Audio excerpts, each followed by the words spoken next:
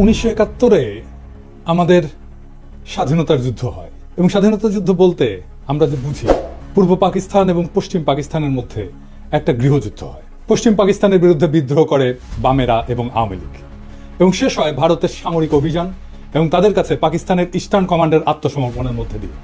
এই বিদ্রোহের নেপথ্যে আওয়ামী লীগ যেই মূল বয়ান তৈরি করছে সেটা হইতেছে পাকিস্তান সরকার পূর্ব বাংলার প্রতি অর্থনৈতিক বৈষম্য করছে এবং শোষণ করছে।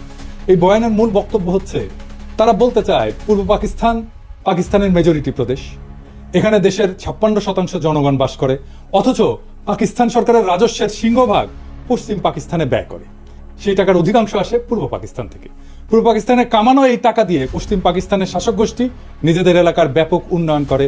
রাজস্ব খাত, উন্নয়ন খাত, আমদানি, বৈদেশিক সাহায্য ইত্যাদিতে পশ্চিম পাকিস্তানে ব্যয় করা হতো 75 থেকে 80 ভাগ, আর পূর্ব পাকিস্তানের ভাগে পড়তো মাত্র 20 থেকে 25 ভাগ।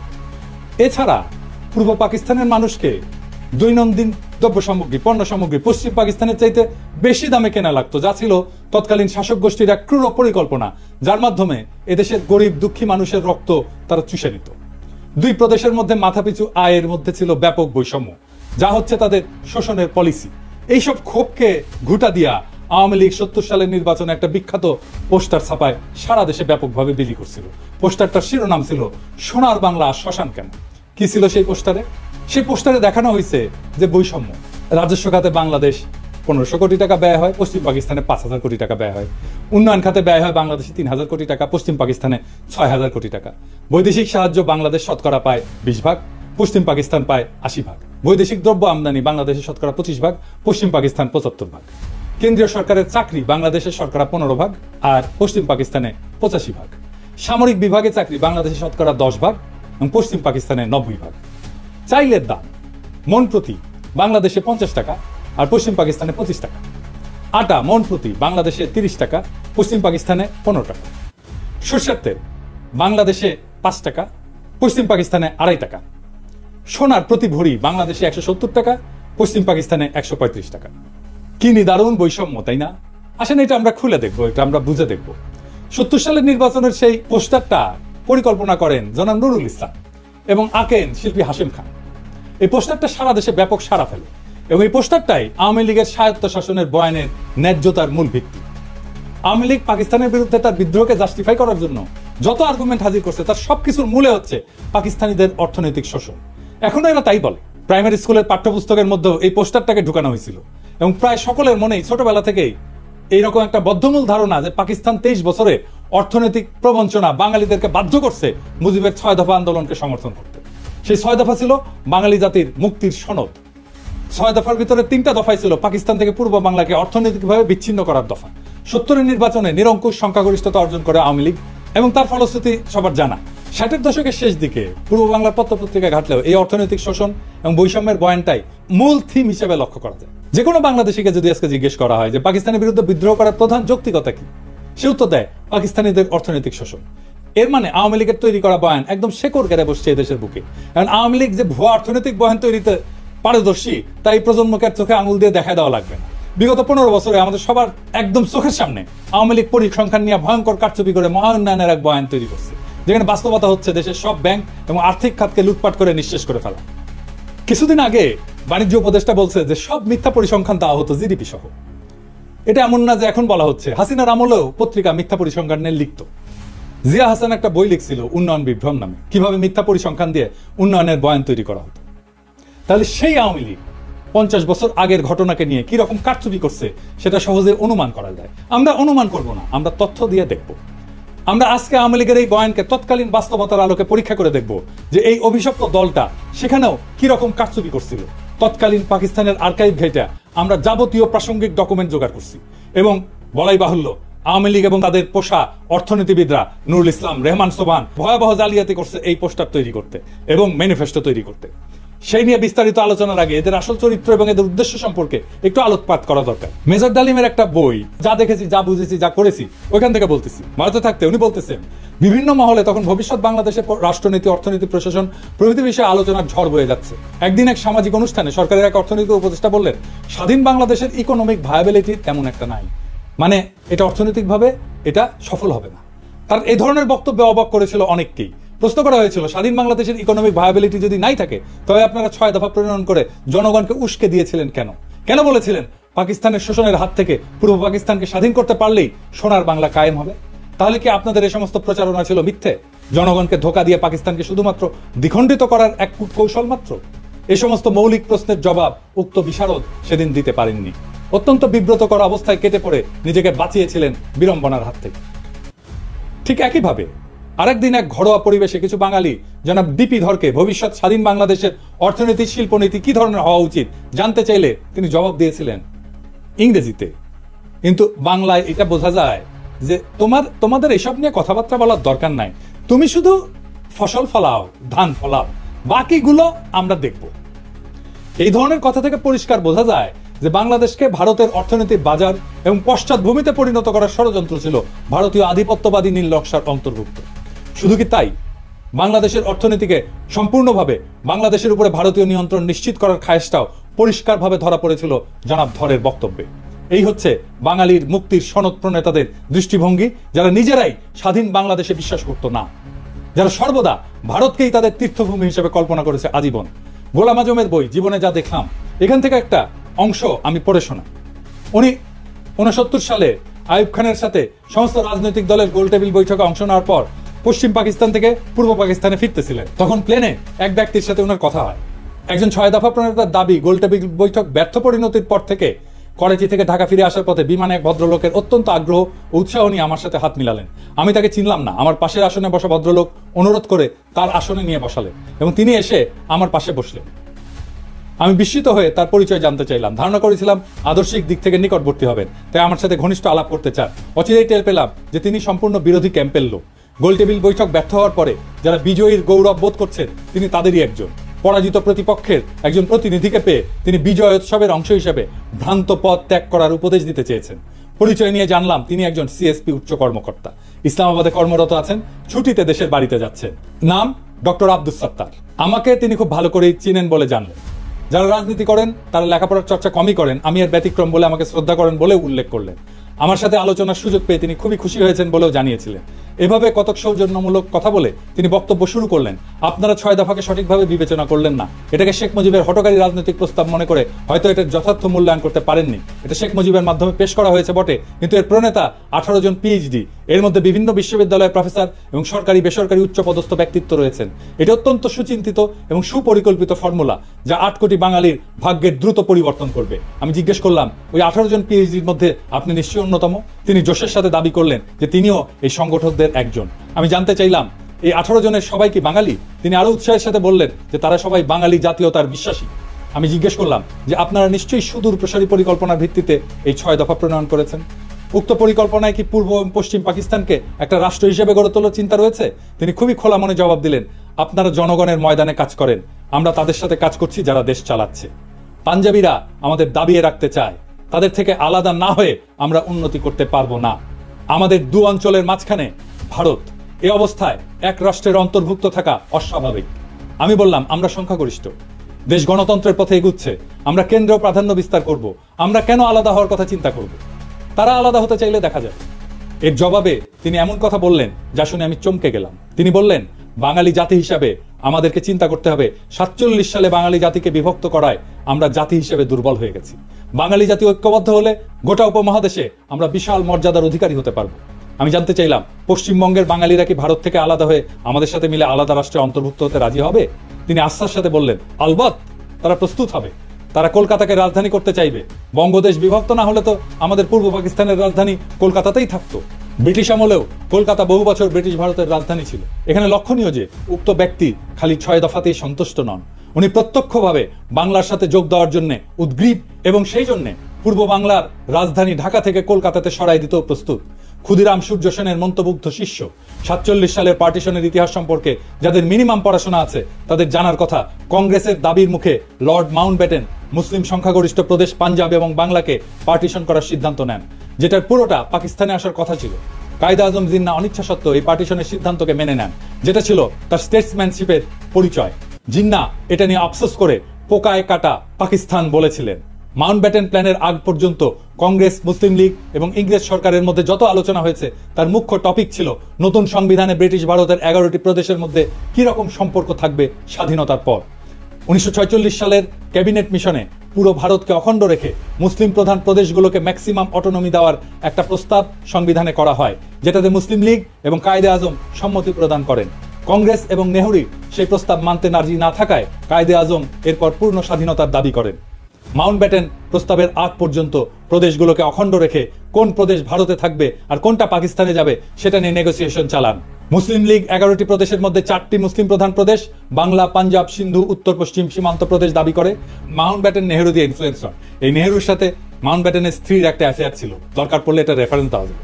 তো এই ইনফ্লুয়েন্সড হয়ে বাংলা এবং পাঞ্জাবের পুরো প্রদেশ না দিয়ে সেটাকেও পার্টিশন করার সিদ্ধান্ত নেন। 3রা জুন মাউন্টব্যাটেনের পার্টিশনের সিদ্ধান্তের পর ব্রিটিশ পার্লামেন্টের প্রথম প্ল্যানে, যেটা জুলাই মাসে ইন্ডিয়ান ইন্ডিপেন্ডেন্স অ্যাক্ট 1947-এর ভিতরে অন্তর্ভুক্ত ছিল, বাংলা প্রদেশের 5টি বিভাগের বর্ধমান প্রেসিডেন্সি, রাজশাহী, ঢাকা, চট্টগ্রাম 28টা জেলার মধ্যে পাকিস্তানকে 16টা জেলা প্রদান করা হয়। বর্ধমান বিভাগকে সম্পূর্ণ ভারতে, ঢাকা এবং চট্টগ্রাম বিভাগকে পার্বত্য চট্টগ্রাম ডিস্ট্রিক্ট বাদে, পার্বত্য চট্টগ্রাম পরে অন্তর্ভুক্ত হয়েছে, সম্পূর্ণ পাকিস্তানকে প্রদান করা হয়। প্রেসিডেন্সি বিভাগের 6টি জেলার মধ্যে পাকিস্তানকে 3টা, যশোর, মুর্শিদাবাদ, নদিয়া এবং ভারতকে 3টা জেলা, কলকাতা, 24 পরগনা, খুলনা প্রদান করা হয়। রাজশাহী বিভাগকে পার্টিশন করে 8টি জেলার মধ্যে 6টি জেলা, বগুড়া, দিনাজপুর, মালদা, পাবনা, রাজশাহী, রংপুর পাকিস্তানে এবং অবশিষ্ট 2টি জেলা, দার্জিলিং, জলপাইগুড়ি ভারতে প্রদান করা হয়। এছাড়া জুলাই মাসে আসামের সিলেট জেলাতে গণভোট হয়, সেখানকার সংখ্যাগরিষ্ঠ মুসলিম পাকিস্তানে যোগ দেওয়ার পক্ষে ভোট দেয়। এরপরে স্যার সিরিল রেডক্লিফকে প্রধান করে একটা পার্টিশন কমিশন বানানো হয় ফাইনাল ডিটেলস ঠিক করার জন্য। স্যার রেডক্লিফ ইন্ডিয়ান ইন্ডিপেন্ডেন্স অ্যাক্টের প্ল্যানে অদল বদল করেন। প্রথমত উনি মুর্শিদাবাদ, নদিয়া এবং মালদা জেলাকে ভারতে প্রদান করেন, পাকিস্তানকে ভারত থেকে খুলনা নিয়ে প্রদান করেন, এছাড়া পাকিস্তানকে পার্বত্য চট্টগ্রাম জেলা প্রদান করেন। খালি এতটুকু করেই ক্ষান্ত হন নাই, উনি এরপরে পার্টিশনের ইউনিটকে জেলা থেকে থানা পর্যায়ে নামায় আনেন। অর্থাৎ খালি মুসলিম সংখ্যাগরিষ্ঠ জেলার মধ্যে যেসব থানা মুসলিম সংখ্যাগরিষ্ঠ সেগুলোকেই পাকিস্তানে ভাগে পড়ে প্রদেশ থেকে ইউনিট একেবারে থানাতে নামায় আনছে। এর ফলে রেডক্লিফ সাহেবের জলপাইগুড়ি এবং দিনাজপুর জেলাকে পার্টিশন করে মুসলিম প্রধান থানাকে পাকিস্তানে দেন। মালদা, মুর্শিদাবাদ পুরোটাই ভারতে থাকে মুসলিম সংখ্যাগরিষ্ঠ হওয়া সত্ত্বেও। নদিয়াকে পার্টিশন করে কুষ্টিয়া, চুয়াডাঙ্গা অঞ্চল পাকিস্তানে এবং যশোরকে পার্টিশন করে বনগাঁ পর্যন্ত ভারতকে দেওয়া হয়। 24 পরগনা জেলা পুরোটাই ভারতে থাকে। এরপরও উনি ক্ষান্ত হন না, উনি সিলেটের 35টি থানার মধ্যে 6টি থানা কেটে করিমগঞ্জ সহ সেটা ভারতকে প্রদান করেন। এই রেডক্লিফ অ্যাওয়ার্ড দেশ স্বাধীন হওয়ার 1-2 দিন পর প্রকাশ করা হয়। রেডক্লিফ পাঞ্জাবেও ঘুটু করছে, মাউন্টব্যাটেনের চাপে পড়ে, সেটা অন্য কাহিনী, এর সাথে কাশ্মীর জড়িত। রেডক্লিফ রিভারের রেলেভেন্ট অংশ আপনি এখানে পাবেন, আমি সবগুলোই ডেসক্রিপশনে দিয়ে দিচ্ছি। 3রা জুন 1947 সালে মাউন্টব্যাটেনের পার্টিশন সিদ্ধান্ত প্রকাশিত হওয়ার পর বাংলা প্রদেশের মুসলিম লীগের নেতা সোহরাওয়ার্দী দিল্লিতে কায়েদে আজমের সাথে দেখা করতে যান। সোহরাওয়ার্দী এবং বাংলার মুসলিম লীগ ভেবেছিল পুরো বাংলা প্রদেশ পাকিস্তানে যাবে। পার্টিশনের সিদ্ধান্তে তারা স্বাভাবিকভাবে আপসেট হয়। সোহরাওয়ার্দী এবং আবুল হাশিম মানে বদরুদ্দিন ওমরের বাবা জিন্নার কাছে অনুমতি চায়, যদি জিন্না রাজি থাকে তখন তারা বাংলা কংগ্রেসের নেতাদের সাথে আলোচনা করে 2 পক্ষ মিলে একটা প্রপোজাল দেবে যাতে পুরো বাংলা প্রদেশ এক থেকে ভারত এবং পাকিস্তান থেকে আলাদা হয়ে তৃতীয় একটা দেশ তৈরি করে আসামের সাথে মিলে। জিন্না তার সম্মতি প্রদান করেন। এই প্রস্তাবে বাংলা কংগ্রেসের নেতা শরৎ বসু, সুভাষ বোসের দাদা এবং শর্মিলা বোসের ঠাকুরদা, যিনি এই বইটা লিখছিলেন, ওনারা নিমরাজি থাকলেও কেন্দ্রীয় কংগ্রেসের নেতা নেহরু এবং সর্দার প্যাটেল যখন জানতে পারে তারা শরৎ বোসকে বিশাল ঝাড়ি মারে, তাতে শরৎ বোস ওই প্রস্তাব থেকে সরে আসে। এছাড়া বাংলার হিন্দু মহাসভার নেতা শ্যামাপ্রসাদ মুখার্জি এই প্রস্তাব শোনার পর বিশাল জনসভা ডেকে এই প্রস্তাবের বিরোধিতা করার জন্য। তারা কোনো মতেই হিন্দুস্তান থেকে আলাদা হতে রাজি না। এইসব শোডাউন কাজে দেয় এবং এখানেই অখণ্ড বাংলার প্রস্তাবের ইতি ঘটে। ইতিহাস এখানে প্রমাণ করে 1947 সালে বাংলা ভাগের জন্য কংগ্রেস এবং হিন্দু মহাসভা দায়ী। স্বাভাবিকভাবেই তারা পুরো বাংলাকে ভারতের অংশ হিসেবে চেয়েছিল, মুসলিম লীগ পুরো বাংলাকে পাকিস্তানের অংশ হিসেবে চেয়েছিল। কিন্তু পার্টিশনের সিদ্ধান্ত শোনার পর মুসলিম লীগ অখণ্ড বাংলা রাখতে রাজি ছিল। যদি বাংলা আসাম মিলে তৃতীয় আর একটা দেশ হয়, কংগ্রেস এবং মহাসভা সেটার চাইতে খণ্ডিত বাংলাকেই ভারতের অংশ হিসেবে প্রেফার করে। তৎকালীন বাংলার মুখ্যমন্ত্রী সোহরাওয়ার্দী শেষে একটা প্রস্তাব দেয় যে অন্তত রাজধানী কলকাতা 6 মাস পর পাক ভারতের যৌথ কন্ট্রোলে থাকুক, যাতে প্রশাসনিক ব্যবস্থা অর্গানাইজ ভাবে ট্রান্সফার করা যায়। সর্দার প্যাটেলের উত্তরে বলেন, নট ইভেন ফর 6 days। কাজেই পশ্চিম বাংলার হিন্দুরা হিন্দুস্তানের থেকে আলাদা হয়ে পূর্ব বাংলার মুসলিমদের সাথে ইউনিয়ন করে থাকবে, আর ভারতও এটা মেনে নিয়ে বিনা যুদ্ধে এত বড় মেদিনী ছেড়ে দেবে। মানে দুর্যোধন বলছিল মহাভারতের, বিনা যুদ্ধে নাহি দেব সূচক্র মেদিনী, একটা সূচের আগায় যতটুকু ভূমি থাকে ওইটাও যুদ্ধ ছাড়া দেব না। ওটাই ভারতের পলিসি। তাই এটা একটা আকাশ কুসুম কল্পনা। আওয়ামী লীগের নেতাদের এসব ইতিহাস খুব ভালো করে জানার কথা, কারণ তারা মুসলিম লীগের কর্মী ছিল 47 সালে। এরপর এইসব 6 দফা প্রণেতারা মানুষকে মূলা দেখাইছে যে তারা পশ্চিম বাংলার সাথে ইউনিয়ন করবে। এটা ছিল আওয়ামী লীগের একটা ভয়ঙ্কর প্রতারণা। 1971 সালের 7 দফা চুক্তির ইতিহাস নতুন প্রজন্ম ইতিমধ্যে জেনে ফেলছে। সর্বশেষে এই পোস্টারের প্রণেতা অর্থনীতিবিদ নুরুল ইসলাম যে কত স্থূল একজন ব্যক্তি ছিল তার একটা সামান্য উদাহরণ দেয়। 2016 সালে বাংলাদেশ প্রতিদিন পত্রিকায় পোস্টারটা শিল্পী হাশেম খান একটা প্রবন্ধ লেখেন, সেখানে উনি পোস্টার তৈরির ইতিহাস বর্ণনা করেন। সেই প্রবন্ধের একটা অংশ হচ্ছে, কিছুক্ষণের মধ্যে নুরুল ইসলাম ফিরে এসে বললেন, কিছু একটা দাঁড় করাতে পারলেন? আজকে আর বিদ্যুৎ আসবে না। পাকি সরকার পূর্ব পাকিস্তানের অন্ধকারে রাইখা পাকিস্তানের আলোতে ভাসাইয়া দিচ্ছে। সারা রাত শহর বন্দর অলিগলি এমনকি গ্রাম পর্যন্ত বিদ্যুতের বাতি আলো দিতেছে। সামনের ইলেকশনে পশ্চিমাদের গদি থেকে নামাইয়া আওয়ামী লীগের বসাইতে হবে। নুরুল ইসলাম দাবি করতেছেন পূর্ব পাকিস্তানের লোডশেডিং এর জন্য পশ্চিম পাকিস্তান দায়ী। তারা এখন এখানে বিদ্যুৎ বন্ধ করে নিজেদের এলাকায় বিদ্যুৎ সরবরাহ করতেছিল। কি অদ্ভুত দাবি আর মনস্তত্ত্ব। পূর্ব আর পশ্চিম পাকিস্তানের মধ্যে 1000 মাইল দূরত্ব, মাঝখানে শত্রু দেশ ভারত আর সমুদ্র, দুই অংশে বিদ্যুতের দুইটা গ্রিড। এক গ্রিড থেকে আরেক গ্রিডে পাওয়ার ট্রান্সফার করা অসম্ভব একটা ঘটনা। এক গ্রিডে সারপ্লাস বিদ্যুৎ থাকলেও আর এক গ্রিডের সাথে ট্রান্সফার করার কোনো উপায় নাই।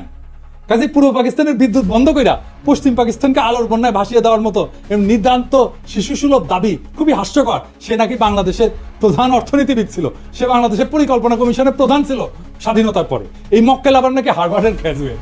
হ্যাঁ, আরেকজন মুখ্য চরিত্র যে 6 দফার খসড়া করার ব্যাপারে অন্যতম মুখ্য ভূমিকা রাখছিল, তার নাম রুহুল কুদ্দুস, একজন সিএসপি আমলা। বাংলাদেশ স্বাধীন হওয়ার পর প্রথম ক্যাবিনেট সেক্রেটারি হয়। রুহুল কুদ্দুসের ব্যাপারে শুধু দুইটা তথ্য যথেষ্ট তার চরিত্র এবং এজেন্ডা বোঝার জন্য। প্রথমটা হচ্ছে এই 50-এর দশকে একটা দুর্নীতির মামলার বিবরণ, সেখানে আমূল আসামি শেখ মুজিবুর রহমান। পূর্ব পাকিস্তানের প্রাদেশিক মন্ত্রী থাকার সময় দুর্নীতির কারণে জেলে সাজাপ্রাপ্ত হন। সেই দুর্নীতি মামলায় মুজিবের সহযোগী ছিল এই রুহুল কুদ্দুস। তার পুরস্কার দিছে, যেহেতু মামলা ফাঁসিছে তার পুরস্কার দিছে সেক্রেটারি বানায়। আরেকটা মামলা হচ্ছে আগরতলা ষড়যন্ত্র মামলা, যেখানে আসামিরা ভারতের প্রত্যক্ষ সাহায্যে পূর্ব পাকিস্তানে বিদ্রোহ সংগঠিত করে বিচ্ছিন্ন হওয়ার পরিকল্পনা করে। সেই মামলার অন্যতম প্রধান আসামি ছিল এই রুহুল কুদ্দুস। আগরতলা মামলার বয়ানে প্রথমে মিথ্যা মামলা বলে প্রচার করা হয়েছিল আমাদের ছোটবেলায় পাঠ্যপুস্তকে। এই মামলাকে মিথ্যা মামলা হিসেবে দেখানো হয়েছিল, কিন্তু 2011 সালে মামলার অন্যতম আসামি কর্নেল শওকত আলী, আওয়ামী লীগের ডেপুটি স্পিকার ছিল, গর্বের সাথে একটা বই লেখে, সত্য মামলা আগরতলা। দেশের অনেক মানুষের কাছে পাকিস্তান থেকে বিচ্ছিন্ন হয়ে আলাদা রাষ্ট্র গঠনের যৌক্তিকতা হচ্ছে 25 এবং 26 মার্চের তারিখে পাকিস্তান আর্মির অপারেশন সার্চলাইট। তাহলে 60-এর দশকে যারা ভারতের সাহায্যে এই সমস্ত বিদ্রোহ পরিকল্পনা করছিল তাদের জাস্টিফিকেশন কি ছিল? পাকিস্তান তো 1971 সালের আগে কোনো গণহত্যা চালায়নি। যদি বলে অর্থনৈতিক বৈষম্য, সেই বেলুন আমরা একটু পরে ফুটা করে দেখা দিচ্ছি। 1965 সালে পাকিস্তান ভারতের সাথে একটা ফুল স্কেল যুদ্ধ হয়। ঠিক তার পরপর কোন ধরনের চরিত্রের মানুষ সেই ভারতের থেকে অস্ত্র এবং টাকার সাহায্য নিয়ে পাকিস্তানের বিরুদ্ধে বিদ্রোহ করার পরিকল্পনা করে? এই ধরনের মানুষেরা পাকিস্তানের তথাকথিত শোষণের বয়ান তৈরি করে জনগণের মধ্যে ফেরি করছে। এখানে প্রফেসর সৈয়দ সাজ্জাদ হোসেনের কিছু অবজারভেশন খুবই গুরুত্বপূর্ণ। ওনার 71-এর স্মৃতি বলে একটা বই আছে। তিনি একাধারে একজন প্রখ্যাত শিক্ষাবিদ, সাহিত্য পণ্ডিত এবং লেখক। বাঙালি মুসলমানের মধ্যে তিনি প্রথম ব্যক্তি যিনি ইংরেজি সাহিত্যে পিএইচডি ডিগ্রি অর্জন করছিলেন। রাজশাহী বিশ্ববিদ্যালয়ের ভিসি ছিলেন। আসল কথা, যারা এই সমস্ত কথা বলে এবং এই জিনিস শুরু হয়েছে 60-এর দশক থেকে, তারা একটা রাজনৈতিক উদ্দেশ্য হাসিলের মতলবে এই সমস্ত থিওরি আওড়ায়। 1947 সালের বিভক্তি এরা মানতে রাজি নয় এবং এই অঞ্চল স্বাধীন থাকুক এটা তারা চায় না। পাকিস্তান আমলে এরা অনবরত প্রচার করেছে যে আমরা পাঞ্জাবিদের অধীন এবং পাকিস্তান থেকে বেরিয়ে এলে সত্যিকার অর্থে স্বাধীন হতে পারবো। আবার এখন বলছে 1971 সালে যে স্বাধীনতা অর্জিত হয় তার কোনো মূল্য নাই, ওপার বাংলার সাথে মিলে গেলেই নাকি আমরা সত্যি মুক্ত হবে। 1971 সালে ভারতের সাথে মিলিত হওয়ার কথা প্রকাশ্যভাবে বলা হতো না, কারণ ও কথা বললে এদেশের জনসমাজ সাড়া দিত না। তাই তখন বলা হচ্ছিল ভারত আমাদের প্রকৃত বন্ধু, ভারতের সৈন্য এসে আমাদের রক্ষা করবে। ভারতে বাঙালি, পাঞ্জাবি, মারাঠি, তামিল, শিখ, পার্সি বিভিন্ন জাতি এবং ভাষাভাষী লোকেরা এক রাষ্ট্র গঠন করে বসবাস করতে পারে, তার মধ্যে কোনো অসঙ্গতি লক্ষ্য হয়নি। কিন্তু পাকিস্তানে পাঞ্জাবি, পাঠান, সিন্ধি এবং বাঙালি এক রাষ্ট্র গঠন করে এমন একটা কর্ম করেছিল যা শুধু হাস্যকরই না, রীতিমতো অ্যাবসার্ড এবং অযৌক্তিক। এই যুক্তিটি চিরকালই আমার কাছে অদ্ভুত থেকেছে। ভারতের প্রধান ধর্ম হচ্ছে হিন্দুত্ব। উত্তর ভারতের ব্রাহ্মণ এবং রাজপুতের সঙ্গে পশ্চিম ভারতের মারাঠা এবং দক্ষিণ ভারতের দ্রাবিড় সম্প্রদায়গুলির মধ্যে ধর্মীয় বন্ধন ছাড়া আর কোনো বন্ধন নাই। এই ধর্ম ইসলামের মতো ধর্ম নয়। উত্তর ভারতের ধর্মীয় আচরণের সঙ্গে দক্ষিণ ভারতের ধর্মীয় আচরণের প্রভেদ অনেক। মুসলমান বলতে আমরা যেমন বুঝতে পারি যে ব্যক্তি এক আল্লাহ এবং রসুলে বিশ্বাস করে, সেরকম কোনো সর্বগ্রাহ্য বিশ্বাস হিন্দুদের মধ্যে নেই। তবু অহর্নিশ আমাদের বলা হয়েছে যে কায়েদে আজম মোহাম্মদ আলী জিন্নাহ আমাদের ইচ্ছার বিরুদ্ধেই নাকি পূর্বাঞ্চলকে পাকিস্তানের সাথে যুক্ত করেছিলেন। এই যে লাখ লাখ লোক যারা আমরা পাকিস্তান আন্দোলনে শরিক হয়েছিলাম, আইনসভার সদস্য যারা 47 সালে ভোট দিয়ে পাকিস্তানে যোগ দিয়েছিলাম, এরা যেন রাতারাতি হয়ে গেলেন দেশদ্রোহী এবং সমাজদ্রোহী। বর্তমানেও বাঙ্গু সুশীল, প্রগতিশীল, প্রথম আলো, মতি, ডেইলি স্টারের মাহফুজ এবং তাদের কলামিস্ট বর্গ যেমন আলী ইমাম মজুমদার ভারতের কোন কোন প্রদেশের বিচ্ছিন্নতার কথাও শুনলে তেলে বেগুনে জ্বলে ওঠে। তারাই আবার পাকিস্তানের প্রদেশগুলোর ইউনিয়নের মধ্যে কন্ট্রাডিকশন খুঁজে পায়। আবার আসা যায় অর্থনৈতিক বৈষম্য এবং আওয়ামী লীগের তৈরি বয়ান নিয়ে। এই বৈষম্যে ডক্টর সাজ্জাদ হোসেন লিখছেন যে যখন আওয়ামী লীগ এরকম প্রচারণা চালাচ্ছিল যে পশ্চিম পাকিস্তান পূর্ব পাকিস্তানে বৈষম্য করা হয়, এই যে সোনার বাংলা শ্মশান কেন এরকম একটা পোস্টার ছাপে, তাহলে পাকিস্তানের তরফ থেকে কেন এইটার প্রতিবাদ জানানো হয়নি বা প্রশ্নটা পরিষ্কার করা হয়নি? এর উত্তর দিছিল পশ্চিম পাকিস্তানের একজন আমলা যে এটা আমরা তৈরি করছিলাম, কিন্তু এইটা আমরা প্রকাশ করতে গেলে একজন বাঙালি অফিসার বলছিল এটা দিলে পূর্ব পাকিস্তানের লোকেরা আরো বিলা হয়ে যাবে, সেই জন্যে তাই নাকি এটা করতে দেওয়া হয়নি, বাধা দিছিল। ওনার বইয়ে এই অংশে এটা লেখা আছে। আওয়ামী বয়ানের এই যে শুভঙ্করের ফাঁকি, এটা ধরার জন্য আমরা ব্যাখ্যা করব সরকারি ফাইন্যান্স কিভাবে কাজ করে এবং সরকারি ফাইন্যান্সের সাথে দেশের জিডিপির সম্পর্ক এটা কি। একটা দেশের জিডিপি হচ্ছে সেই দেশের মধ্যে অবস্থিত সমস্ত পণ্য, বস্তু, সার্ভিস বা সেবা, এটার যোগফল। যে দেশে যত উন্নত সে দেশের জনগণ তত বস্তু এবং সেবা উৎপাদন করে এবং ভোগ করে। সরকারের মধ্যে থেকে একটা ভাগ কর হিসাবে আদায় করে, নিজের এজেন্ডা অনুযায়ী সেটা খরচ করে। আর একটা রাস্তা হচ্ছে সরকারের আছে, সেটা হচ্ছে আভ্যন্তরীণ এবং আন্তর্জাতিক সেক্টর থেকে লোন নেওয়া। এই লোনের ইনস্টলমেন্ট পরে সরকারকে করের টাকা থেকে শোধ করতে হয়। ফাইনাল একটা রাস্তা আছে সরকারের কাছে, সেটা হচ্ছে আভ্যন্তরীণ যে কোনো বিল পরিশোধের জন্য টাকা ছাপানো। কিন্তু এর ফলে মুদ্রার মান, ইনফ্লেশন হয়, আমরা জানি মুদ্রাস্ফীতি হয়। ইনফ্লেশন এক ধরনের ট্যাক্স কিন্তু, যার মাধ্যমে সরকার দেশের জিডিপির একটা অংশ নিজের পকেটস্থ করে। এই করের জন্য পার্লামেন্ট অথবা আইনসভার কোনো বিল পাস করানো লাগে না। সরকারের বাজেটে দুই ধরনের বাজেট থাকে, একটা বাজেট রাজস্ব খাত আর একটা বাজেট উন্নয়ন খাত। করের টাকা দিয়ে সরকার প্রশাসন, প্রতিরক্ষা, বিদ্যমান স্থাপনার ভরণ পোষণ, আগের ঋণের সুদ পরিশোধ এবং অন্যান্য খরচ চালায়। এটা রাজস্ব খাত বা অপারেটিং এক্সপেন্ডিচার। এরপরে কিছু সারপ্লাস থাকলে সেটা প্লাস সরকার দেশি বিদেশি সেক্টর থেকে ঋণ নিয়ে বিভিন্ন মন্ত্রণালয়ের অধীনে উন্নয়নমূলক প্রজেক্ট গ্রহণ করে। এই উন্নয়নমূলক প্রজেক্টগুলোকে এডিপি বা অ্যানুয়াল ডেভেলপমেন্ট প্রোগ্রাম বলে। অধিকাংশ প্রজেক্টে যে ব্রিজ টিজ, রাস্তা টাস্তা, এগুলো সব এডিপির অন্তর্ভুক্ত। তবে এডিপির বাইরে অল্প কিছু প্রজেক্ট থাকে। বাজেটে এডিপির বাৎসরিক বরাদ্দ দেওয়া থাকলেও সেই বরাদ্দ সবসময় সম্পূর্ণ খরচ হয় না বিভিন্ন কারণে।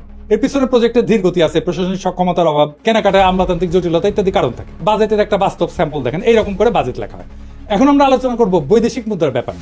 দেশের কোম্পানিগুলো ব্যবসা করে রপ্তানি করে কিছু টাকা পায়, ফরেন কারেন্সি, আর আমরা রেমিটেন্স পাঠাই বিদেশে যারা আছে। এইভাবে দেশ বৈদেশিক মুদ্রা অর্জন করে। বাংলাদেশ, পাকিস্তান, ভারত সরকার এই বৈদেশিক মুদ্রার প্রবাহ এটাকে নিয়ন্ত্রণ করে। দেশে আসা বৈদেশিক মুদ্রা ব্যাংক থেকে সেন্ট্রাল ব্যাংকের কন্ট্রোলে যায়। সেন্ট্রাল ব্যাংক দেশের মানুষকে বৈদেশিক মুদ্রার বিপরীতে দেশীয় মুদ্রা প্রদান করে। এরপর কোনো আমদানিকারক কিছু আমদানি করতে চাইলে সেন্ট্রাল ব্যাংকের অনুমতিক্রমে লেটার অফ ক্রেডিট খুলে প্রয়োজনীয় বৈদেশিক মুদ্রা দিয়ে বস্তু অথবা সেবা আমদানি করে। আমেরিকা, সিঙ্গাপুর, হংকং এসব দেশে এরকম কোনো এক্সচেঞ্জ কন্ট্রোল নাই। এসব কারেন্সি ফ্রি ফ্লোটিং, মানে সাপ্লাই ডিমান্ডের উপরে ফরেন কারেন্সির বিনিময় মূল্য নির্ভর করে বা ওঠানামা করে। আমদানি রপ্তানিকারকের কোনো কেন্দ্রীয় ব্যাংকের অনুমতি লাগে বা কেন্দ্রীয় ব্যাংক এই সমস্ত ব্যাপার রেগুলেট করে। এই যে বাংলাদেশ, পাকিস্তান বা ভারতের সরকার তার বিভিন্ন প্রজেক্টের জন্য প্রয়োজনীয় বৈদেশিক মুদ্রা কেন্দ্রীয় ব্যাংক থেকে কেনে দেশীয় করের মাধ্যমে উত্তোলন করা টাকার বিনিময়, অথবা সরাসরি বিদেশি কোনো সেক্টর থেকে বৈদেশিক মুদ্রা ঋণ নেয় কোনো প্রজেক্টের জন্য। দেশে বৈদেশিক মুদ্রার প্রবাহ রপ্তানি এবং রেমিটেন্স মিলে আমদানি থেকে বেশি হলে সারপ্লাস জমতে থাকে সেন্ট্রাল ব্যাংকের হিসাবে। এটাকে বলা হয় ফরেন কারেন্সি রিজার্ভ। এবার আমরা দেখব শোষণ কাকে বলে, অর্থনৈতিক শোষণ কাকে বলে। আমাদের আক্কেল জ্ঞান বলে যে শোষণ হচ্ছে কারো কাছ থেকে জোর করে বেশি টাকা করের মাধ্যমে তুলে সেই টাকা নিজের পিছনে খরচ করা, অথবা কারো শস্য, সম্পদ, গবাদি পশু ইত্যাদি জোরপূর্বক নিয়ে যাওয়া, অথবা কাউকে বাধ্যতামূলকভাবে কোনো কাজ করতে বাধ্য করা এবং তাকে কম পারিশ্রমিক দেওয়া। তাই তো এরকম অসংখ্য উদাহরণ মানুষ সমাজে পাওয়া যায়। যেমন মঙ্গলরা তারা কারো শস্য, সম্পদ, গবাদি পশু জোরপূর্বক নিয়ে যেত। মারাঠাদের বর্গী হামলার উদাহরণ তো আছেই, তাদের চৌত আদায় করতো। রোমান সাম্রাজ্যে ইতালিতে রোমান নাগরিকদের কর দেওয়া লাগতো না। সাম্রাজ্যের সমস্ত খরচ রোমানদের দখলকৃত প্রদেশের মানুষদের কাছ থেকে তোলা হতো। এরকম আরো অনেক উদাহরণ পাওয়া যাবে। আরাকানের মগ এবং পর্তুগিজদের রেট উল্লেখযোগ্য, তারা এসে আমাদের এখান থেকে নিয়ে যেত জিনিসপত্র। কারণ পাকিস্তান আমলে পাকিস্তানের কেন্দ্রীয় সরকার কি পূর্ব বাংলায় রেট দিয়ে সমস্ত শস্য, গবাদি পশু জোর করে নিয়ে যেত না, নাকি তারা আমাদেরকে দাস হিসাবে বাঙালিদেরকে ধরে নিয়ে গিয়ে তাদের খনিতে খনি মজুর হিসেবে কাজ করাইছে? না, তা তো না। তাহলে শোষণটা হইলটা কিভাবে? পূর্ব বাংলা এবং পশ্চিম পাকিস্তানের, পাঞ্জাব, সিন্ধু, সীমান্ত, বেলুচিস্তানের মানুষ সবাই দেশের সমান নাগরিক ছিল না। একটা কথা বারবার বলা হয় যে পূর্ব পাকিস্তানের জনসংখ্যা পাকিস্তানের জনসংখ্যা 56%। করের ব্যাপারে সবচেয়ে গুরুত্বপূর্ণ তথ্য হচ্ছে পূর্ব পাকিস্তানের মানুষ পাকিস্তানের রাজস্বের কত যোগান দিত জানেন? 26%, মাত্র 26%। পশ্চিম পাকিস্তানের 44% মানুষ বাকি 74% যোগান দিত। এর বিপরীতে পূর্ব পাকিস্তান চতুর্থ পঞ্চবার্ষিক পরিকল্পনায় মোট সরকারি উন্নয়ন বরাদ্দের 60% বরাদ্দ পাইছিল, পশ্চিম পাকিস্তান পাইছিল 40%। ওদেরই তো বিদ্রোহ করার কথা। তৃতীয় পরিকল্পনায় পূর্ব পাকিস্তান পাইছিল 53%, পশ্চিম পাকিস্তানের বরাদ্দ ছিল 47%। দ্বিতীয় প্ল্যানে 63-64 সালে দুই প্রদেশের অনুপাত ছিল 50-50। একবার ব্যাপারটা ঠান্ডা মাথায় চিন্তা করে দেখেন তো, একটা প্রদেশ দেশের মোট রাজস্বের 26% যোগান দিয়ে বিপরীতে 53 থেকে 60% উন্নয়ন বরাদ্দ পাচ্ছে, তাও আবার নিজেদের শোষিত বলে জোর গলায় দাবি তোলে। আরে ভাই, বাটপাড়ির তো একটা সীমা আছে, তাই না? আরে বাটপাড়ি কেউ ধরতে পারলো না, উল্টা আমরাই তো এক হিসেবে পাঞ্জাব সিন্ধু প্রদেশকে শোষণ করছি। তারা জনসংখ্যার অনুপাতে কম হয়েও রাজস্ব করের অধিকাংশ যোগান দিছে এবং সেই যোগানের অধিকাংশ উন্নয়ন বরাদ্দ আমরা পাইছি। তারা তো এই ব্যাপারে একটা টু শব্দ পর্যন্ত করেনি। আরে বেটা, চামারের চামার, তুই বেশি টাকা নিলি আবার বলিস আমাদের শোষণ করিচ্ছে। পাকিস্তানে 1955 সাল থেকে 1975 সাল পর্যন্ত 20 বছরে সর্বমোট 4টা পঞ্চবার্ষিক পরিকল্পনা হয়, মানে 5 বছরে বাজেট করা হয়। সেই বাজেটের মূল কপি এবং প্রাসঙ্গিক পরিসংখ্যান বিশ্লেষণ করলে আওয়ামী লীগের অর্থনৈতিক বৈষম্যের বয়ানের বেলুন ফুটা হয়ে যায়। লীগের পোস্টার সম্পূর্ণ ভুয়া, মন গড়া, আন্দাজে বসানো সংখ্যা। একটা মজার ব্যাপার লক্ষ্য করলে দেখা যাবে পোস্টারতে অধিকাংশ সংখ্যা 2 দিয়া গুণ করে মিলাই দেওয়া হয়েছে। যেমন ধরেন, উন্নয়ন খাতে আমাদের 3000, ওদের 6000। শতকরা অনুপাতে খুব সুন্দর করে আমাদের ভাগে 10, 15, 20, 25 বসায় দেওয়া হয়েছে। দ্রব্যমূল্যের দাম চমৎকার ভাবে আমাদের সবকিছুর দাম ঠিক দ্বিগুণ একটা সংখ্যা বসায় দেওয়া হয়েছে, তাই না? একটা বাচ্চাকে অঙ্ক কষতে দিলে সে অঙ্ক না পারলে উত্তরে যেরকম একটা সংখ্যা আন্দাজে মিলাই বসায় দেয়, ব্যাপারটা ঠিক সেই রকম। তবে এই পোস্টারের প্রস্তুতকারক আওয়ামী লীগের এক টাউট অধ্যাপক। বৈদেশিক সাহায্য ঋণ উন্নয়ন বাজেটের অংশ, কাজে একটা এলাকার উন্নয়ন বরাদ্দ 50 থেকে 60%, আর সেই প্রদেশের বৈদেশিক সাহায্য মাত্র 20%। এটা একমাত্র নুরুল ইসলামের মতো টাউট একটা অধ্যাপকের মস্তিষ্ক থেকে ব্যয় হবে। বৈদেশিক আমদানির হিসাব সম্পূর্ণ মন গড়া, কারণ একটা দেশের মাল করাচিতে আমদানি হচ্ছে নাকি চট্টগ্রামে আমদানি হচ্ছে সেটা কাস্টমস একবারই ঢুকে। এরপরে দেশের অভ্যন্তরে সেই মাল কোন প্রদেশ থেকে কোন প্রদেশে যাচ্ছে সেটার কোনো কাস্টমস হিসাব থাকে না। কাজে কোন প্রদেশ আমদানির কত শতাংশ কনজিউম করে সেটার কোনো আলাদা অ্যাকাউন্ট ছিল না, থাকা সম্ভব ছিল না সেই সময়। আমদানির 25 থেকে 75% সংখ্যা সম্পূর্ণ কাল্পনিক। বৈদেশিক মুদ্রা কোন প্রদেশ কত আয় করে, ব্যয় করে, কনজিউম করে, একটা দেশের ভেতরে কোনো পরিসংখ্যান থাকে না। যেমনটা থাকে না জেলা ভিত্তিক হিসাব। এটা করতে হলে প্রত্যেক প্রদেশ, প্রত্যেক জেলার নিজস্ব কেন্দ্রীয় ব্যাংক লাগবে, নিজস্ব ফরেন কারেন্সি অ্যাকাউন্ট লাগবে। এক্স্যাক্টলি এই জন্যই 6 দফার মধ্যে এই পয়েন্টটা ঢুকানো হয়েছিল। আওয়ামী লীগ নিজেও জানতো না এইসব হিসাব। তারা সম্পূর্ণ ভুয়া সংখ্যা আওড়াইছে বিদ্রোহ জাস্টিফাই করার জন্য। প্ল্যানগুলোর মূল কপি এবং রেলেভেন্ট পরিসংখ্যান আমি ডেসক্রিপশনে দিয়ে দিচ্ছি। দ্বিতীয় এবং পঞ্চম পঞ্চবার্ষিক পরিকল্পনায় পূর্ব বাংলা 50%-এর কম উন্নয়ন বরাদ্দ পাইছে, তবে সর্বদা তাদের যোগান দেওয়া 25 থেকে 26% রাজস্ব থেকে বেশি বরাদ্দ পাইছে। দ্বিতীয় প্ল্যানে 26% করের বিপরীতে 39% বরাদ্দ পাকিস্তানের রাজস্ব কেন্দ্রীয় সরকার তুলে সেই বরাদ্দ প্রাদেশিক সরকারকে দিত। প্রাদেশিক সরকার বিভিন্ন প্রজেক্ট বাস্তবায়ন করত। প্রথম 2টা প্ল্যানে বরাদ্দ 50%-এর কম দেওয়ার কারণ ছিল পূর্ব পাকিস্তানের প্রাদেশিক সরকারের সক্ষমতার অভাব। তারা বরাদ্দকৃত অর্থ দিয়ে সব প্রজেক্ট প্রকিউর করে কমপ্লিট করতে পারতো না। এখনো বাংলাদেশে কিন্তু এই উন্নয়ন বাজেটের অর্থ ফেরত যায়। এখনকার বাংলাদেশের এডিপি বাস্তবায়নের হার অনেক কম। আর প্রথম পরিকল্পনা যখন গ্রহণ করা হয় তখন কেন্দ্রের প্রধানমন্ত্রী ছিল আমাদের হোসেন শহীদ সোহরাওয়ার্দী, প্রাদেশিক সরকারও আওয়ামী লীগ, আতাউর রহমানের নেতৃত্বে। এছাড়া পাকিস্তানের 47 সালে স্বাধীন হওয়ার পর থেকে 11 বছর পর 1958 সালে মার্শাল ল আসার আগ পর্যন্ত ক্ষমতাতে অধিকাংশ সময় বাংলাদেশের মানুষ ছিল, পূর্ব বাংলার মানুষ ছিল। প্রধানমন্ত্রী, প্রেসিডেন্ট, এমনকি গভর্নর জেনারেল হিসেবে 3 জন প্রধানমন্ত্রী, খাজা নাজিমুদ্দিন, মোহাম্মদ আলী বগুড়ার, ইনি লিয়াকতের পরে পাকিস্তানের দ্বিতীয় লংগেস্ট প্রধানমন্ত্রী ছিলেন। আওয়ামী বয়ান এদের নাম মুছে ফেলছে। হোসেন শহীদ সোহরাওয়ার্দী 11 বছর মধ্যে সর্বমোট 5 বছর প্রধানমন্ত্রী ছিলেন। প্রথম 4 বছর ছিলেন উত্তরপ্রদেশের মুয়াজ্জিল লিয়াকত আলী খান। জিন্না মারা যাওয়ার পর গভর্নর জেনারেল হন আহসান মঞ্জিলের খাজা নাজিমুদ্দিন। পাকিস্তানের all powerful president Iskander Mirza, উনি তো বাংলার মানুষ। তার পূর্বপুরুষরা শত শত বছর ধরে বাংলার মুর্শিদাবাদে বসবাস করছিল, বাংলায় কথা বলতো। এদের নাম সময়কাল আওয়ামী লীগের বয়ানে সম্পূর্ণ মুছে ফেলা হয়েছে, যাতে তারা ষড়যন্ত্রমূলক বিদ্রোহ জাস্টিফাই করার জন্য দাবি করতে পারে পাকিস্তান বাঙালিদের কখনোই ক্ষমতায় যেতে দিবে না। এটা সম্পূর্ণ ভুয়া দাবি। বাঙালিরা ক্ষমতায় ছিল, কাজে পশ্চিম পাকিস্তানিদের ষড়যন্ত্র লজিক এখানে ধোপে টেকে না। বরং মার্শাল ল এবং আইয়ুব খান আসার পর পূর্ব বাংলার বরাদ্দ অনেক বাইরে যায়, 50% অতিক্রম করে। এটা ছাড়া পূর্ব পাকিস্তানের প্রাদেশিক সরকার প্রাইভেট ইনভেস্টমেন্ট এবং ব্যবসা বাণিজ্যকে সর্বদা নিরুৎসাহিত করছে। তারা ভ্রান্ত সমাজতান্ত্রিক মতাদর্শের কারণে অসংখ্য আমলাতান্ত্রিক লাল ফিতা তৈরি করে রাখছিল। এখানে কেন্দ্রীয় সরকারের কোনো হাত ছিল না। এই জন্যই 2 প্রদেশে পূর্ব এবং পশ্চিম পাকিস্তানের প্রাইভেট ইনভেস্টমেন্টের মধ্যে বিশাল পার্থক্য, যার জন্য সম্পূর্ণরূপে দায়ী হচ্ছে প্রাদেশিক সরকারের পলিসি, যারা সবসময় বাঙালি ছিল। মোদ্দা কথা, যেই বয়ানে বলা হয় পূর্ব পাকিস্তানের করের টাকায় পশ্চিম পাকিস্তানে বিলাসিতা করত, সম্পূর্ণ ভুয়া, ভ্রান্ত এবং উদ্দেশ্যমূলক একটা প্রচার। পূর্ব পাকিস্তানে বিশাল ডেফিসিট পূরণ করা হতো পশ্চিম পাকিস্তানের কর দিয়া। আরেকটা পয়েন্ট যেটা 6 দফাতে অন্তর্ভুক্ত ছিল, এক প্রদেশ থেকে আরেক প্রদেশে মূলধন পাচার বন্ধ করতে হবে, কারণ নাকি বাংলার মূলধনে লাহোর আর করাচি গড়ে উঠছে। বাস্তব ঘটনা সম্পূর্ণ 180 ডিগ্রি উল্টা। পূর্ব বাংলার ডেফিসিট রাজ্য ছিল, এরা 26% কর দিয়ে 55% বরাদ্দ পেত, সর্বনিম্ন বরাদ্দ পেয়েছে 39%। বাস্তবে সিন্ধু পাঞ্জাবের মূলধনে পূর্ব বাংলার উন্নয়নে ব্যয় করা হয়েছে, কিন্তু তারা একবারও এটা নিয়ে আপত্তি তোলে নাই যে কেন তাদের করের টাকা দিয়ে পূর্ব বাংলাকে পালন করা হচ্ছে। আমরাই চোরের মায়ের বড় গলার মতো চিল্লাইছি। এই সেটের দ্বিতীয় এবং তৃতীয় প্ল্যানে সরকারি খরচের হিসাব ইমপ্লিমেন্টেড, অ্যালোকেটেড না। তৃতীয় প্ল্যানে পূর্ব পাকিস্তানে অ্যালোকেটেড ছিল 16,000 মিলিয়ন রুপি, পশ্চিমে ছিল 14,000 মিলিয়ন রুপি। ইয়াহিয়া খান চতুর্থ প্ল্যানে পূর্ব পাকিস্তানের এত হাউকাউ দেখে পূর্ব পাকিস্তানের বরাদ্দ এক ধাক্কায় দ্বিগুণ করে মোট সরকারি বরাদ্দের 60% করে দেয়। এইবারে আসেন মাথাপিছু আয়ের পরিসংখ্যান নিয়ে কথা বলি। আরেকটা অভিযোগ তোলা হয়তো দুই অংশের মাথাপিছু আয়ের মধ্যে বৈষম্য ছিল। একটা দেশে বিভিন্ন জেলার মানুষের গড় আয়ের মধ্যে পার্থক্য থাকতেই পারে। বাংলাদেশে বিভিন্ন বিভাগের গড় আয় বিভিন্ন রকম, এর মধ্যে শোষণের কি আছে? তার উপরে পূর্ব পাকিস্তানের প্রাদেশিক সরকার প্রাইভেট সেক্টরকে লাল ফিতা দিয়ে আটকানোর ফলে স্বাভাবিকভাবে গড় আয় সিন্ধু পাঞ্জাবের থেকে কম হবে। এরপরেও পূর্ব পাকিস্তানের গড় আয় সীমান্ত প্রদেশ এবং বেলুচিস্তান থেকে বেশি ছিল। আইয়ুব খান, ইয়াহিয়া খান তো সীমান্ত প্রদেশের মানুষ ছিলেন। তারা কি তাহলে তাদের নিজেদের এলাকা শোষণ করে পূর্ব বাংলাকে তুলনামূলকভাবে বেশি মাথাপিছু আয় বরাদ্দ করে দিছিল? আরো বড় কথা, পূর্ব পাকিস্তানের গড় আয় ভারতের গড় আয়ের থেকে বেশি ছিল। যে পূর্ব বাংলাকে লক্ষ্য করে 47-এর দেশভাগের সময় ইংরেজ গভর্নর স্যার ফ্রেডেরিক ব্যারেজ বলেছিল এটা হবে পৃথিবীর সবচেয়ে বড় চাষাদের বস্তি, রুরাল স্লাম। সেই পূর্ব বাংলা 20 বছরে ভারতের গড় আয়কে ছাড়ায় যায়। শিল্পায়নের দিক থেকে পশ্চিম বাংলার জুট মিলের সংখ্যাকে ক্রস করে। 47 সালে যেখানে পূর্ব বাংলায় একটা পাটকল ছিল না, 20 বছরে সেখানে 70টা জুট মিল হয়। যে পাঞ্জাবিদেরকে শোষক হিসেবে দেখানো হয় তাদের নিজেদের গড় আয় সিন্ধুর থেকে কম ছিল। তাহলে কি বাঙ্গুলজিকে সিন্ধুই পাঞ্জাবিদেরকে শোষণ করতেছিল? এসব শুনলে তো ঘোড়া আসবে। ভারত এবং যুক্তরাষ্ট্র বিভিন্ন রাজ্যে মাথাপিছু আয় বিভিন্ন রকম। ভারতের মহারাষ্ট্রের সাথে পশ্চিমবঙ্গের বিশাল পার্থক্য।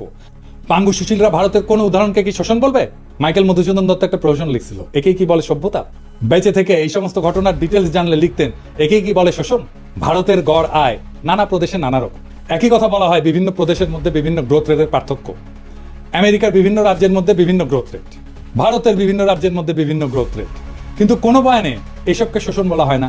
পাকিস্তানের ক্ষেত্রে সবাই লাফায় ওঠে, একদম শোষণের লেকচার মারা শুরু করে কেন? আর একটা বিষয় আছে, সেটা হচ্ছে কস্ট অফ লিভিং এর তারতম্য।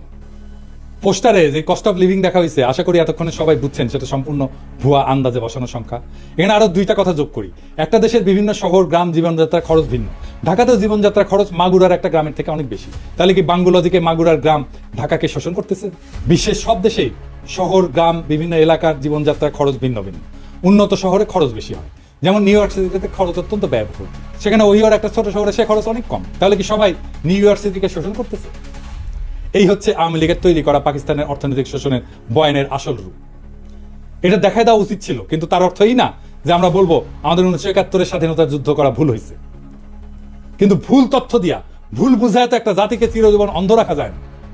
25শে মার্চের গণহত্যা একটা টার্নিং পয়েন্ট।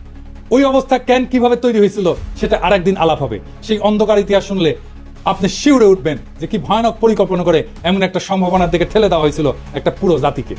সেই ইতিহাস আরেকদিন। বাংলাদেশের ইতিহাস শুধু বিজয়ের গল্প না, বরং সত্য আর মিথ্যার একটা দীর্ঘ সংগ্রাম। 1971 সালের মুক্তিযুদ্ধ আমাদের জাতির সত্তার ভিত্তি গড়ে দিছে, তবে এর প্রত্যেকটা দিক সঠিকভাবে বোঝা জরুরি। পাকিস্তানের শোষণ, বৈষম্যের বয়ান, রাজনৈতিক চক্রান্ত এবং বহির্বিশ্বের ভূমিকা, এসব প্রশ্নের নতুন বিশ্লেষণ দরকার, নতুন বয়ান দরকার, নতুন ইতিহাসবোধ দরকার। যেই জাতি ইতিহাসকে প্রশ্ন করতে শেখে সেই জাতি ভবিষ্যৎকে রচনা করতে পারে। ভুল তথ্যের ভিত্তিতে জাতীয় চেতনার বিকৃতি ঘটে, আর সেখান থেকেই জন্ম নেয় দুর্বল শাসন, দুর্নীতি এবং প্রহসনের উন্নয়নের বয়ান। আজকে বাংলাদেশ যদি সত্যিকার অর্থে স্বাধীনতার চেতনাকে ধারণ করতে চায়, তবে তাকে নিরপেক্ষভাবে অতীতের ঘটনাগুলো পর্যালোচনা করতে হবে। সত্যের অনুসন্ধান শুধু ইতিহাসের প্রয়োজনে নয়, বরং ভবিষ্যতের জন্য অপরিহার্য। জাতি হিসেবে আমাদের দায়িত্ব হলো ইতিহাসের প্রকৃত সত্যকে জানা, যাতে মিথ্যার বুনিয়াদ ভেঙে আমরা একটা উন্নত, স্বনির্ভর এবং শক্তিশালী বাংলাদেশ গড়তে পারি। আসুন আমরা ইতিহাসকে প্রশ্ন করতে শিখি, কারণ সঠিক প্রশ্নই আমাদের সঠিক ভবিষ্যতের দিকে এগিয়ে নিয়ে যাবে। ইনকিলাব জিন্দাবাদ।